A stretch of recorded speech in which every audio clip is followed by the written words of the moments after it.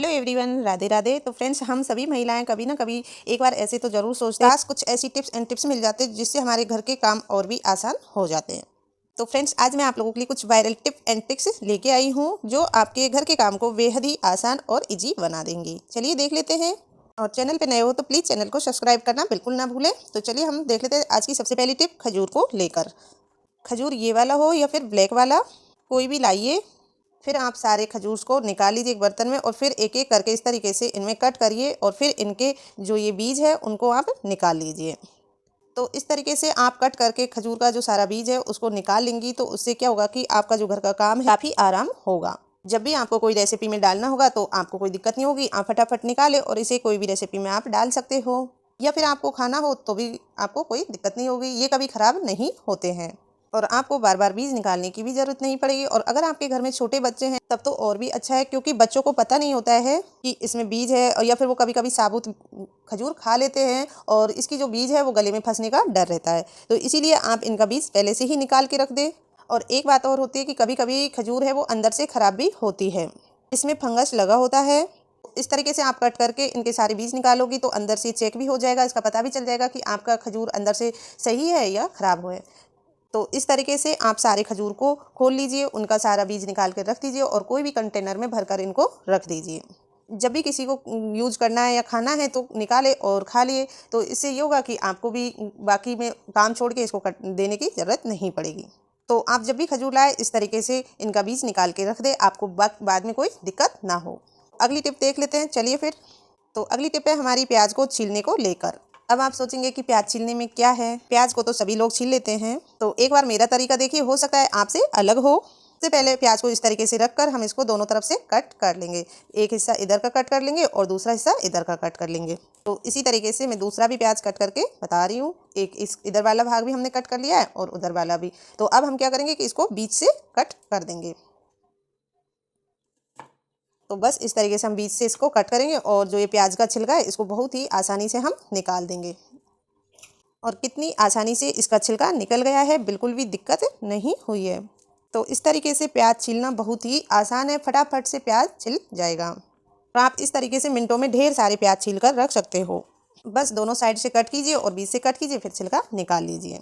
तो हुआ ना, प्याज छीलना बहुत आसान है। तो आप कमेंट करके जरूर बताइए कि आप भी इस तरीके से प्याज छीलते हैं। चलिए फिर देख लेते हैं अगली वाली टिप्स। तो सबसे पहले हमें क्या चाहिए, एक कप या गिलास लेंगे। नॉर्मल साइज़ का जो घरों में होता है उसी साइज़ का आप गिलास ले लीजिए या कप ले लीजिए। अब इसमें हमें डालना है हल्का गर्म पानी। तो ये ध्यान रखना है, जैसे हम हल्का गुनगुना पानी पीने के लिए लेते हैं ऐसा ही पानी हमें लेना है। और अब हम इसमें निचोड़ देंगे आधा नींबू का रस। तो कुछ लोगों को नींबू से दिक्कत होती है तो वो आधा चौथाई भी नींबू का रस ले सकते हैं। तो इस तरीके से मैंने इसमें आधा नींबू का रस डाल दिया है। तो इस तरीके से नींबू का रस इसमें हमने ऐड कर दिया है। तो अब इसमें हमें लेना है आधा चौथाई चम्मच बेकिंग सोडा। तो यहाँ पे मैंने आधा चौथाई चम्मच बेकिंग सोडा, यानी कि खाने वाला सोडा, इसे हम मीठा सोडा भी बोलते हैं। तो अब इसको मैंने इसमें डाल दिया है। तो ये किसी भी जनरल स्टोर पे बहुत आसानी से मिल जाता है और इस तरीके के डिब्बे में भी आता है और पाउच में भी ये आता है। और अब इसको इसमें अच्छे से मिक्स कर देंगे। तो यहाँ पे मैं इसे अच्छे से मिक्स कर ले रही हूँ। तो बस अब ये तैयार हो गया है। अब हमें क्या करना है कि एक एक घूंट करके इसको आराम से बैठ के पीना है। तो आप इसे धीरे धीरे पीजिए तो आप देखेंगे कि किसी के भी शरीर में गैस की प्रॉब्लम हो सारी दूर हो जाएगी। शुरुआत में आपको समझ में नहीं आएगा लेकिन बाद में आपको अच्छा लगेगा। चलिए देख लेते हैं अगली वाली टिप। ये है लाइटर को लेके। कई बार क्या होता है कि हम लाइटर को धो सकते हैं नहीं है और ये बहुत ज़्यादा गंदा हो जाता है। तो इसे हमें कैसे साफ करेंगे बिना धुले, तो देख लेते हैं। तो हमें लेना है नींबू का छिलका, और इसमें बिल्कुल भी रस ना हो, सिर्फ हमें नींबू का छिलका लेना है और इसको इसके ऊपर अच्छे से रगड़ देना है। और हम लाइटर को बिना धुले बहुत ही अच्छे से साफ कर लेंगे, चारों तरफ से, आगे पीछे ऊपर नीचे से। कितना भी गंदा लाइटर होगा वो भी बहुत अच्छे से साफ हो जाएगा। तो बस इसी तरीके से आप इसको चारों तरफ से, ऊपर नीचे, साइडों में, आगे किनारों में, हर जगह रगड़ने के बाद में फिर आप क्या लीजिए कि एक कपड़ा लीजिए और उससे इसको साफ कर लीजिए। इसको बहुत ही अच्छे से आप इस तरीके से साफ कर लेंगे तो ये क्या होगा कि आपका लाइटर कितना भी पुराना हो बिल्कुल एकदम नया जैसा चमकने लगेगा और ये हर जगह से बहुत अच्छे से साफ हो जाएगा। तो ये देखिए ऊपर नीचे चारों तरफ से एकदम नए जैसा शाइनिंग मारने लगा है। तो जब भी आपका लाइटर खराब हो तो आप इस तरीके से उसको साफ कर सकते हो। अगर आपको लग रहा है कि यहाँ अंदर से भी गंदा है तो इस तरीके से नींबू को इसमें दीजिए और कपड़े से पूछ कर अच्छे से साफ कर दीजिए। तो यहाँ पे मैंने देखो लाइटर को इस तरीके से साफ किया है। तो रोज़ रोज़ हम इनको साफ कर सकते नहीं, लेकिन वीक में आप एक बार जब भी हमारा नींबू का छिलका बचता है तो आप इस तरीके से साफ कर सकते हो। तो चलिए फिर देख लेते हैं अगली वाली टिप्स। तो यहाँ है भिंडी को लेकर नेक्स्ट वाली टिप्स। कभी कभी हम मार्केट से एकदम ताज़ी फ्रेश भिंडी लेके आते हैं, घर में 1-2 दिन के लिए रख देते हैं तो ये सॉफ्ट पड़ जाती है। जब हम सॉफ्ट पड़ी हुई भिंडी से सब्जी बनाते हैं तो कभी कभी सब्जी अच्छी नहीं बनती है हमारी। तो ये तो फिर भी थोड़ी बहुत सही है। अगर आपकी भिंडी इससे भी ज़्यादा सॉफ्ट हो गई है या फिर इससे भी ज़्यादा सूख गई है तो क्या करिए, तो आप इस टिप को ज़रूर अपनाएं। तो क्या करिए कि एक बड़ा सा बर्तन लीजिए और उसमें आप पानी डाल दीजिए और फिर जो भिंडी है उनको भी आप डाल दीजिए। तो इस तरीके से जो सारी भिंडियाँ हैं उनको आप इसमें पानी में डाल दीजिए। तो यहाँ पे सारी भिंडियाँ हमने पानी में डाल दी है और अब हम क्या करेंगे कि कुछ हम लेंगे आइस क्यूब। तो यहाँ पे मैंने आइस क्यूब ली है और उनको हम इसी में डाल देंगे। इनको हम अब 10 मिनट के लिए इसी में छोड़ देंगे। तो 10 मिनट के लिए भिंडी को आइस में ही रहने देंगे। तो यहाँ पे मैं इनको 10 मिनट के लिए छोड़ दे रही हूँ। तो अब हम 10 मिनट बाद देखते हैं कि इसका आइस पिघल चुका है कि नहीं।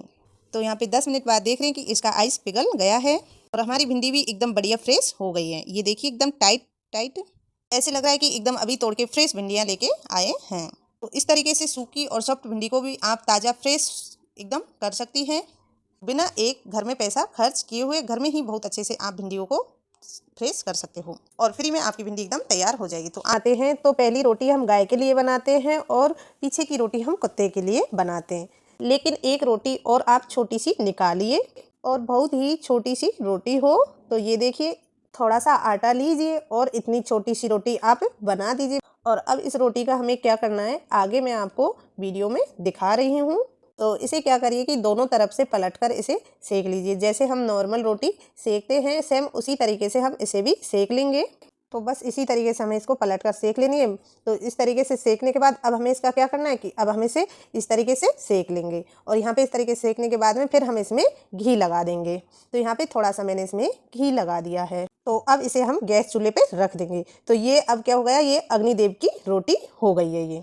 और जब भी हम कभी खाना बनाते हैं, चावल वगैरह बनाते हैं या फिर पुराने ज़माने से चला आ रहा है, हमारी दादी नानियाँ बनाया करती थी, जैसे चावल दाल पुआ या कुछ भी बनाती थी तो वो सबसे पहले चूल्हे के पीछे एक रोटी पूरी रखती थी, पुआ रखती थी। इसी तरीके से खाना बनने के बाद भी चारों तरफ इस तरीके से घुमा के फिर चूल्हे में अग्निदेव के नाम से रखा जाता है। ये हो गई हमारी छोटी सी रोटी अग्निदेव के लिए। अगर आप चूल्हे पे बनाती है तो चूल्हे में भी आप डाल सकती हो और ये अच्छी मानी जाती है, शुभ मानी जाती है। और इसके बाद आप गाय की रोटी बनाइए, परिवार की रोटी बनाइए, कोई दिक्कत नहीं है। अगर आप इन चीज़ों को मानती हैं, इस टिप को जरूर अपनाएं।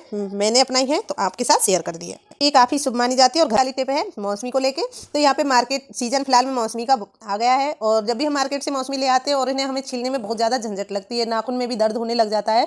तो इसके लिए मैं बहुत ही सिंपल सा और बहुत ही ईजी आइडिया बता रही हूँ। तो क्या कीजिए, सबसे पहले लीजिए नाइफ और उसको चारों तरफ से इस तरीके से गोल गोल राउंड में इसमें थोड़ा सा कट लगा दीजिए। तो इस तरीके से यहाँ पे मैं इसमें अच्छे से कट लगा दूंगी और इसे कट लगाने से आपको इतना आसान होगा छीलना, इसका छिलका जो निकालना बहुत ही ज़्यादा। तो अब हमें क्या लेना है, इस पर कट लगाने के बाद लेना है स्पून। तो यहाँ पे हाँ हमने फ्रेंड चम्मच लिया है और इस तरीके से इसमें अंदर दे के चारों तरफ घुमाते हुए इसको अच्छे से छिलका निकाल लीजिए। तो ये देखिए बहुत ही आसानी से इसका छिलका निकल जाएगा, ना ही कोई ज़्यादा झंझट होगी, ना ही आपका नाखून दर्द करेगा और आपको इसका छिलका उतारने में भी बहुत ही आसानी होगी। तो इसी तरीके से आप भी आपके घर में जब भी मौसमी लाते हो और कई बार हमको छीलने में भी दिक्कत होती है तो इस तरीके से आप इसका छिलका बहुत ही आसानी से उतार सकते हो। और ये जो छिलका है इसका भी मैं आपको बहुत ही अच्छा आगे टिप में बताने वाली हूँ कि इसको भी हम ऐसे नहीं फेंकना चाहिए, इसका भी बहुत अच्छा यूज में ले सकते हैं। तो इसी तरीके से आप मौसमी का छिलका निकाल कर मौसमी को बहुत ही आरामी से खा सकते हो।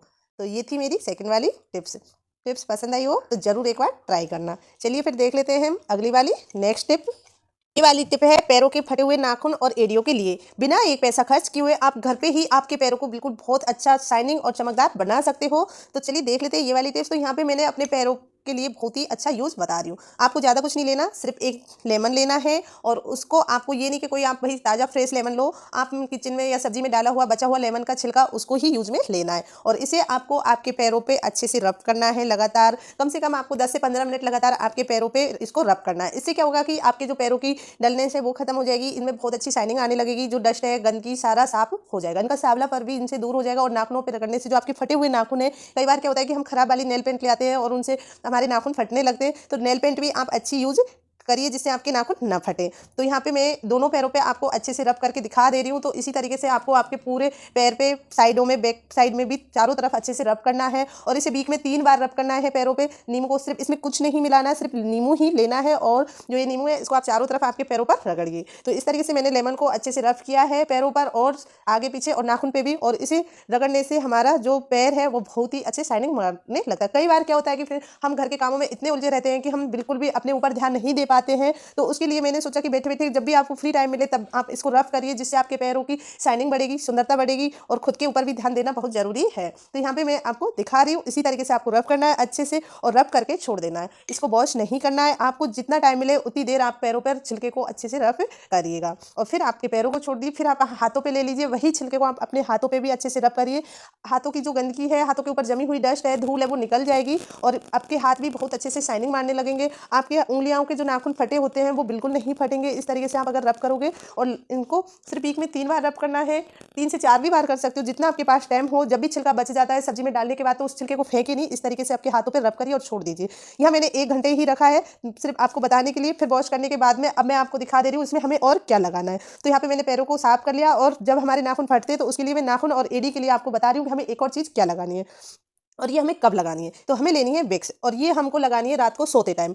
जो हमारे नाखून हैं उनकी जड़ों में हमें अच्छे से इसको लगाना है, हल्की हल्की फिंगर से मालिश करनी है नाखून के ऊपर और जरा सी ही हमें विक्स लेनी है, लेकिन विक्स हमें बहुत अच्छे से लगानी है जिससे हमारे कैसा भी फटा नाखून क्यों ना हो वो भी सही हो जाएगा। हाँ फ्रेंड्स, आपका कैसा भी फटा नाखून हो वो भी बिल्कुल सही हो जाएगा। आपको सिर्फ सोते टाइम आपके नाखूनों के ऊपर विक्स लगानी है और विक्स लगा के इनको छोड़ देना है और आपको ये सुबह में जाके वॉश करना है। सारी रात आपको पैरों में विक्स लगाए रखनी है, आपके नाखूनों में लगाइए और पीछे एड़ियों में भी आप इसे लगा सकते हो। तो इस तरीके से आप इसको लगाकर छोड़ दीजिए जिससे आपके पैरों में ये बहुत अच्छे से सेट हो जाएगी और सुबह आप वॉश करिएगा। इसी तरीके से अगर आप वीक में 3 बार यूज करोगे तो आपके पैरों के जो नाखून है वो बहुत ही अच्छे से हो जाएंगे। कैसी भी फटी एड़ियाँ होंगी वो भी साफ हो जाएंगी और कितने भी गंदे पैर होंगे वो भी एकदम चमकने लगेंगे, शाइनिंग मारने लगेंगे। एक वीक में आपको खुद को आपके पैरों में अलग ही शाइनिंग दिखेगी, आपको खुद को नजर आ जाएगा कि कितनी यूजफुल टिप थी। तो आपको इसी तरीके से यूज करना है और इसी तरीके से आपको विक्स और लेमन दोनों लगाने हैं और इसमें आपका कोई पैसा भी खर्च नहीं होगा और जब भी आप फ्री बैठे हो तब आप इसे लगा सकते हो और रात को आप सोती टाइम भी इसको यूज में ले सकते हो। किसी को रेसिपी में हरी मिर्च डालनी होती है स्वाद के लिए, लेकिन तीखेपन नहीं चाहिए होता है, कम तीखापन चाहिए होता है, तो हमें हरी मिर्च को क्या करना है कि इसके बीज निकालने के लिए हम इसको पहले कट करते हैं और इसका बीज निकालते हैं। तो बहुत आसान तरीका बता रही हूँ जिससे हमारी हरी मिर्च का बीज बहुत आसानी से निकल जाएगा। और सबसे पहले हमें हरी मिर्च लीजिए और उसको अपने हाथ की हथेली पर रख दीजिए और रब कर दीजिए। इस तरीके से आपको रब करनी है, इससे इसका क्या होगा कि जो बीज है वो लूज पड़ जाएंगे और बहुत आसानी से बीज निकल जाएंगे। तो आपको इस तरीके से इसको रब करके बीच में से तोड़ के आप इसके बीज निकाल सकते हो और बीजों को साइड में हटा दीजिएगा। और अब आप हरी मिर्ची को कोई भी सब्जी में यूज ले सकते हो, आप कोई भी रेसिपी में बना सकते हो, उससे आपकी सब्जी का फ्लेवर बहुत अच्छा आएगा।